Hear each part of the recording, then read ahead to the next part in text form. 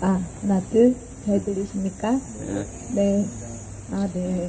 분위기가 너무 좋네요. 네. 한밤의 작은 음악회 같아가지고. 너무 좋습니다. 네. 제가 기도 한번 하고 시작하도록 하겠습니다. 하나님, 우리를 이 작은 골짜기로 불러주시고 또 주님 앞에 나아가 기도하게 해주시고 또 말씀 듣게 해주시니 참으로 감사를 드립니다. 하나님, 이곳에 하나님께서 모아주신 이 주의 군사들 하나님 기억하여 주시고 하나님 예배 드릴 때마다 은혜의 장막, 보혈의 장막, 말씀의 장막으로 덮어주셔서 날마다 보호하여 주시고 아버지, 이 땅이 변화되는 역사들로 이끌어 주시기를 간절히 소원합니다. 하나님, 이 땅의 견고한 진이 무너지는데 가장 최전방에 있는 군사들 되게 하여 주시옵소서. 아버지, 이들을 통하여서 이 땅 가운데 정의와 사랑이 온전히 흘러가게 하여 주시옵소서. 하나님, 수영로 교회를 깨워주시고 한국 교회를 깨워주시고 아버지, 이 나라가 나라 되게 하는데 쓰임받는 홀리파워 되게 하여 주시옵소서. 영성과 지성을 겸비한 이 시대를 이끌어가는 교회로 이 대한민국으로 세워가는 하나님, 우리 주의 군사들을 축복하여 주시고 오늘 이 시간 가운데 제가 전하는 모든 말씀 가운데 성령님 주장하여 주시고 임재하여 주셔서 하나님의 그 능력이 온전히 임하는 시간 되게 하여 주시옵소서. 감사드리며 예수 그리스도 이름으로 기도합니다. 아멘. 아멘. 감사합니다. 오늘 말씀 제가 한번 묵독하고 시작하겠습니다. 요한복음 6장 31절 말씀인데요. 기록된 바 하늘에서 저희에게 떡을 주어 먹게 하였다 함과 같이 우리 조상들은 광야에서 만나를 먹었나이다. 이 오병이어의 오병이어의 역사를 예수님께서 만나라고 표현하신 이 말씀이 오늘 아침에 어제 갑자기 저한테 오늘 오라고 하셔가지고 저도 오늘 이제 준비하게 됐는데 오늘 이제 이 말씀이 생각이 났고 제가 누군지 거의 대부분 다 아시는 거 반 이상의 분들은 저와 이 세월을 한 몇 년 같이 하다 보니까 이제 옛날에는 뭐 갑자기 한 재작년에 제가 왔던 것 같거든요. 그때는 뭔가 아무도 모르는 곳에 떨어진 느낌이었는데 오늘은 뭐 친정 같은 곳에 온 약간 그런 느낌이 드는데 너무 감사드리고 네, 이 밤에 기도하러 오신 분들 너무 축복하고요. 정말 저는 믿음의 선배님들이라고도 생각하지만 또 믿음의 동지님들이라고도 생각하거든요. 그래서 정말 많은 힘이 되고 또 이제 며칠 전에 이제 최성인 집사님께서 저한테 이것을 권유하셨을 때 제가 정말 저를 불러주셔서 감사하다고 말씀드리고 또 언제든지 우리 박백윤 집사님도 최성인 집사님도 여기 계신 분들 또 응원해 주시고 함께 해주셔서 너무 감사드립니다. 오늘 이 시간 제가 선포하는 이 말씀 가운데 하나님의 나라가 오병이어의 기적으로 확장되는 그런 시간이 되었으면 좋겠습니다. 아멘. 네. 지금 몇 시죠? 53분. 53분. 그러면 23분에 13분에 끝나면 됩니다. 네, 제가 최대한 빠른 속도. 정말 오늘 할 얘기가 진짜 많았는데 줄여가지고 20분 안에 무조건 끝내보겠습니다. 예, 저는 그러니까 이제 2022년에 정말 하나님 앞에 무릎 꿇고 이렇게 기도했습니다. 주님이 정말로 빨리 오셨으면 좋겠습니다. 이렇게 기도했는데 그때 이제 예수님이 저한테 이렇게 말씀하셨습니다. 내가 오기 전에 복음 통일을 위해서 네가 준비해야 된다. 성령이 강력하게 인도하셔서 메노라 통일선교회를 세우고 또 지금까지 이제 오게 되었습니다. 사실은 뭐 북한이 어떤 데인지 복음 통일이 무엇인지 제가 그렇게 막 어떤 전문가는 아니었습니다. 뭐 그런 공부를 해서 그런 것도 아니고 제 주위에 그런 전문가들이 있었던 것도 아닙니다. 그런데 하나님이 하라고 하셨기 때문에 엎드리고 순종하고 기도하고 처음에 기도밖에 안 했는데 그렇게 한 걸음 한 걸음 오다 보니까 지금 이 시간까지 사실은 오게 됐고 정말 이 메노라 통일선교회 여기는 가슴속에 태양열이 불타오른다면 저는 가슴속에 메노라가 불타오르는 그런 이제 이 시간들을 보내게 됐습니다. 사실 이제 제 사역, 저희 메노라 사역을 이제 다 설명을 좀 해주셨으면 좋겠다는데 너무 많아가지고 오늘은 저희에게 주신 대북 풍선 사역에 대해서만 좀 말씀드리도록 하겠습니다. 사실 이게 이제 22년부터 저희가 시작했거든요. 그러니까 지금 한 2년, 예, 이제 꽉 차게 거의 됐고, 이제 3년째 돼 가는데요. 부산에 살면서 대북 풍선이라는 것을 접하는 것, 그리고 또 여기에 대해서 이렇게 친밀하게 아는 것이 그렇게 큰 어떤, 예, 그렇지 않습니다. 그런데 이제 사실은 기도를 하면서 저희가 이렇게 기도했어요.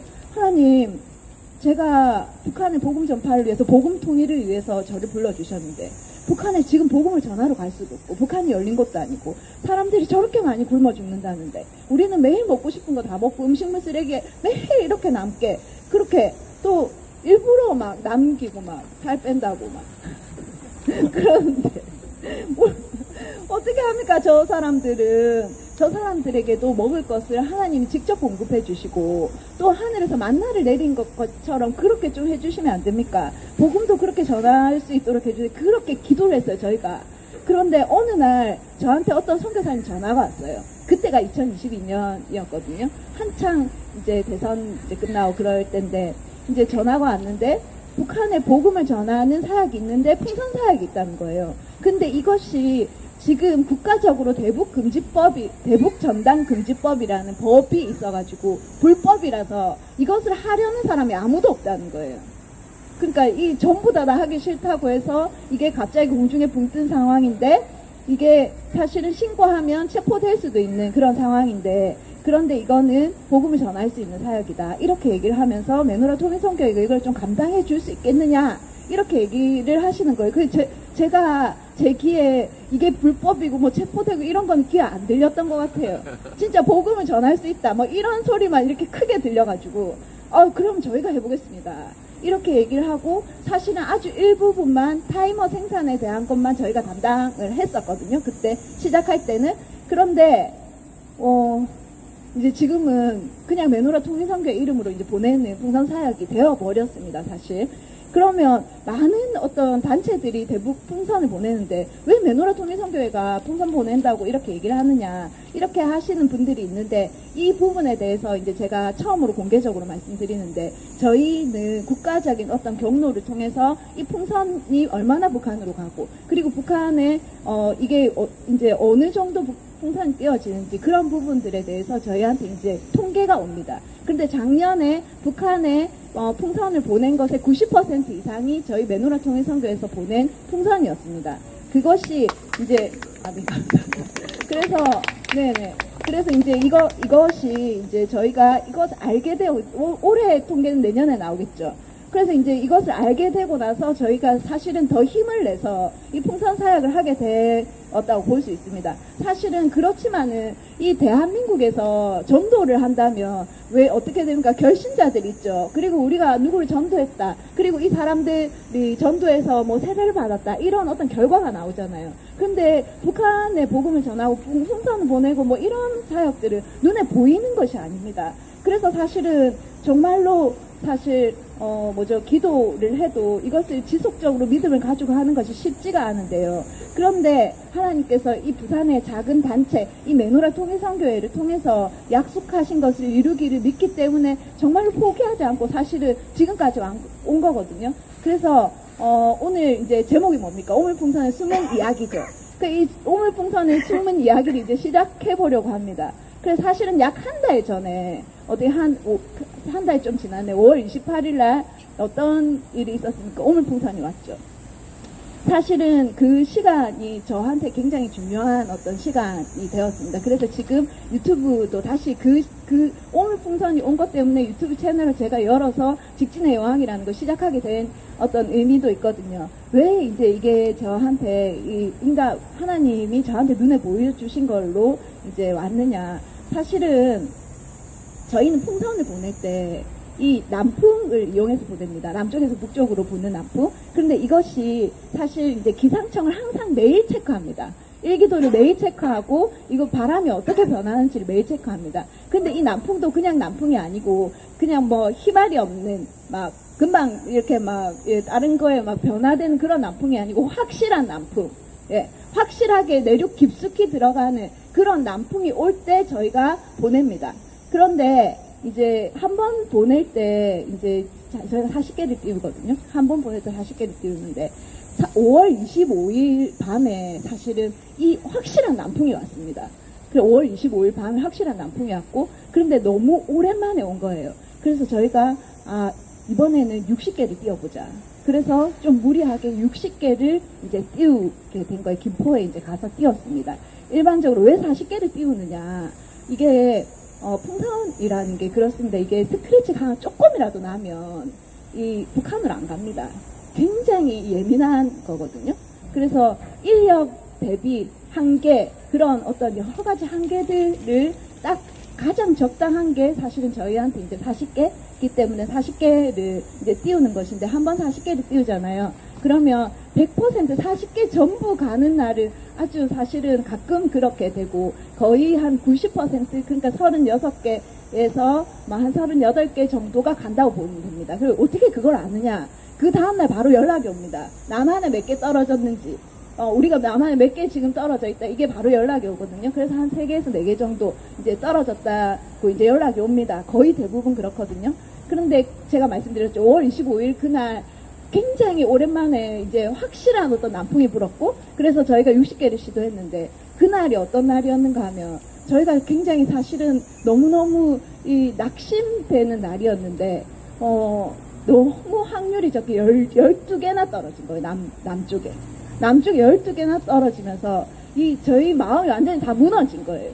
왜냐하면 이거 하나하나 전부 다 정말 귀하게 아껴서 10,000원, 20,000원, 50,000원 이렇게 후원하시고, 그걸로 또 전부 다 모여가지고 기도하면서 포장하고 또 스티커 붙이고 말씀 넣고 또 마지막까지 얼마나 애써가지고 보내는데, 12개가 이 땅에, 이 남한에 떨어졌다는, 완전히 힘이 다 빠진 거예요, 저희가.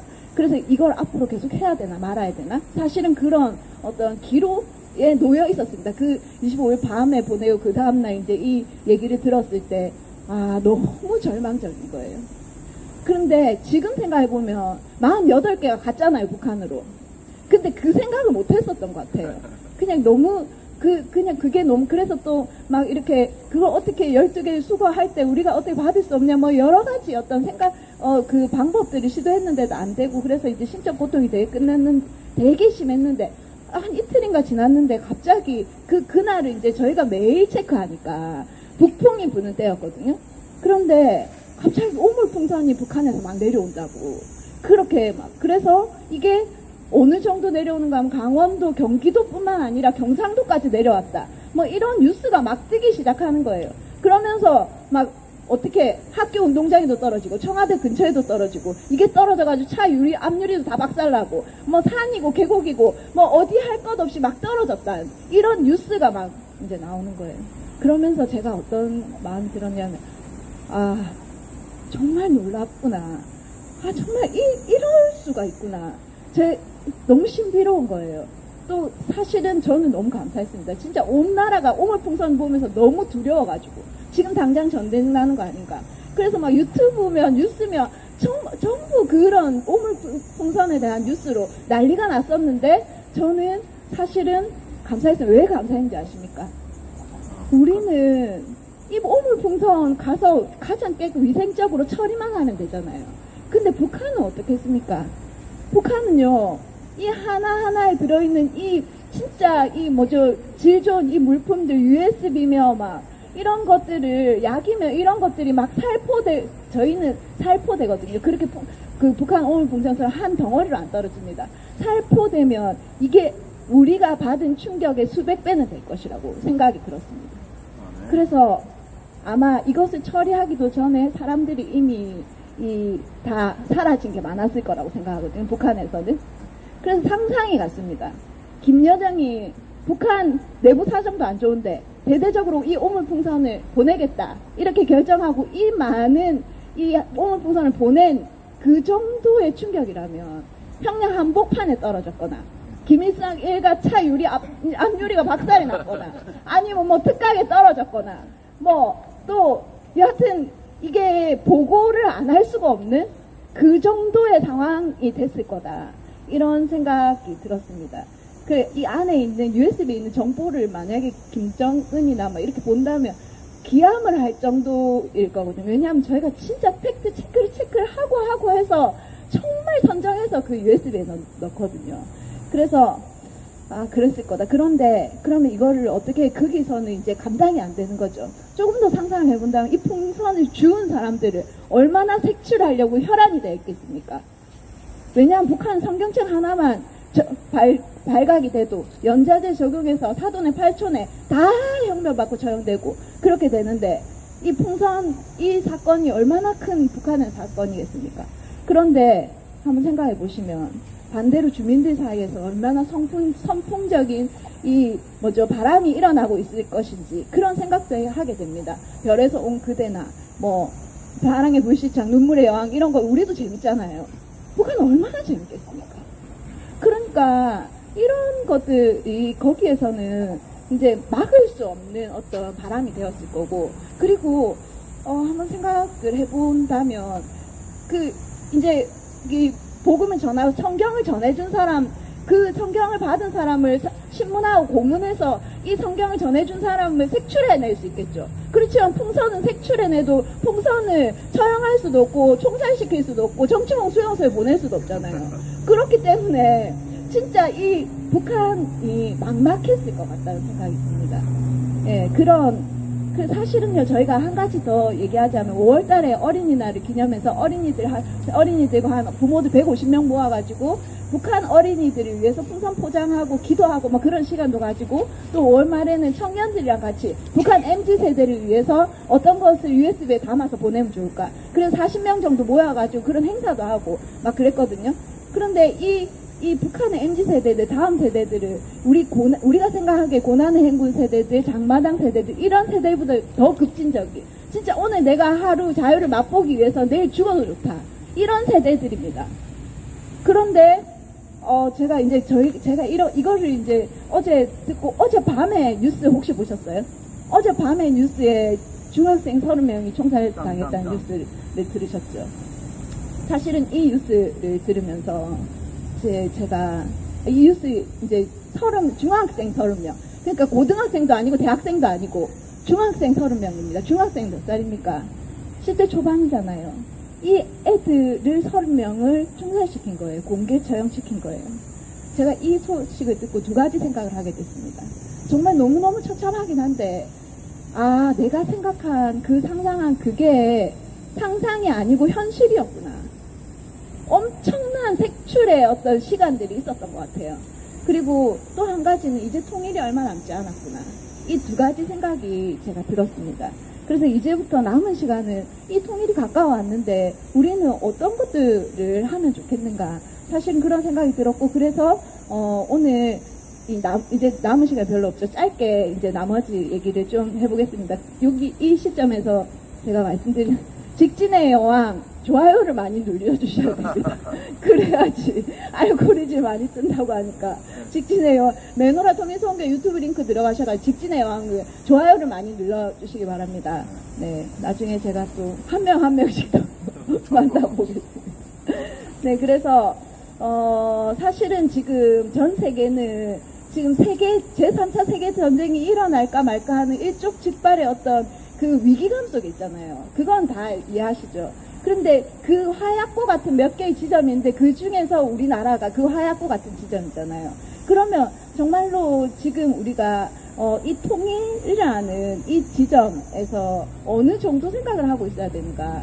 북한은 지금 망하기 일부 직전입니다. 사실은 굉장히 위태하거든요. 위태하기 때문에 계속해서 무언가를 자기들이 할 수 있는 모든 것을 차단도 하고 그리고 또 중국과 러시아, 미국 이런 데 계속 러브콜을 보내는 것도 그리고 사이버 해커 부대 이런 것도 전부 다 너무 상황이 위태하기 때문입니다. 어차피 망합니다. 북한은 어차피 망하거든요.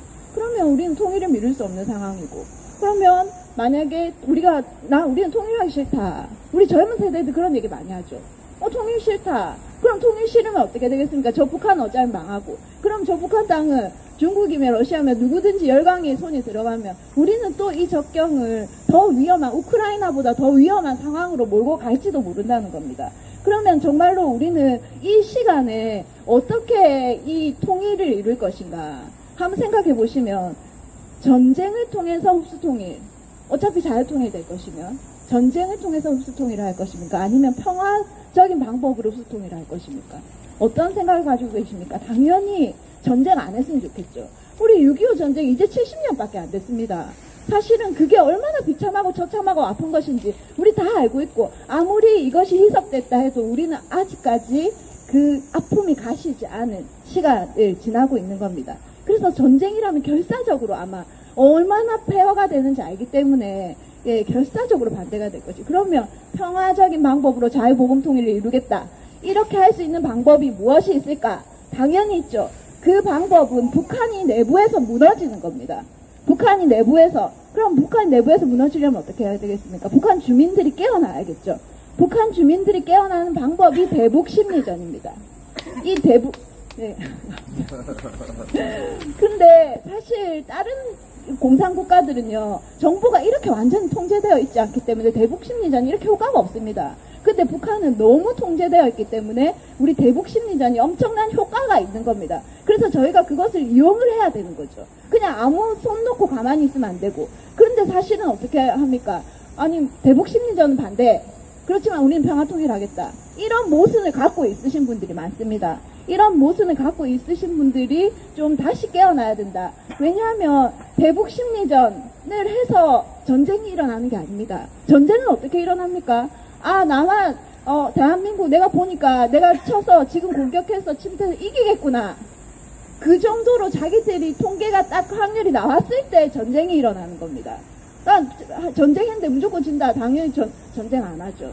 그러니까 이제 대한민국의 어떤 국방력이 약화됐을 때, 당연히 미군이 철수되거나 국방력이 약해졌을 때겠죠. 군대의 기강을 무너뜨리는 게 지금 최상병 특검법입니다. 군 통수권자의 권위를 완전히 무너뜨리고 있잖아요. 사실은 군의 권위를 무너뜨리기 위한 어떤 방법, 지금 저는 그렇게 생각하고 있습니다. 그러면 대북심리전은 몇 가지가 있느냐? 4가지, 네. 한 3분? 네. 3분 괜찮습니까? 네.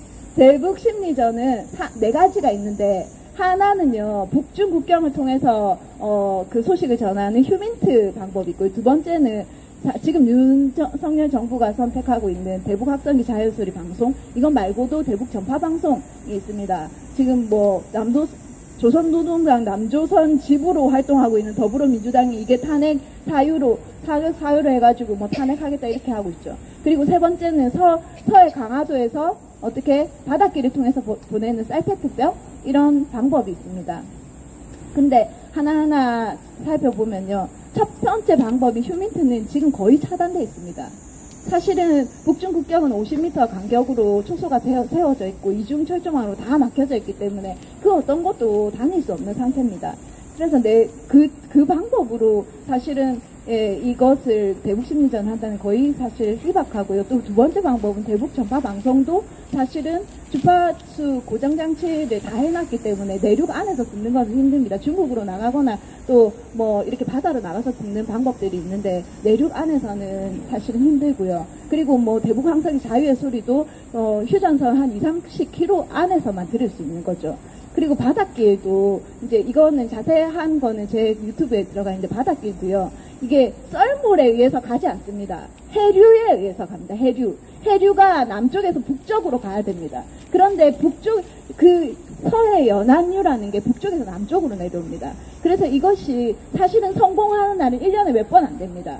1년에 몇 번 안 돼요. 바람이 아주 강하게 불 때 이 페트병이 서해 연안류 북한으로 가는데, 그때 가도 북한의 연안에는 다 철조망이 있어서 북한 주민들이 접근할 수가 없습니다. 사실 그래서 이것도 사실 확률이 희박하다. 다 불가능한 건 아닌데 확률이 희박하다고 볼 수 있습니다. 그래서 사실은 여러분, 땅의 길도 다 막혀 있고요. 바닷길도 또 지금 사실 막혀 있습니다.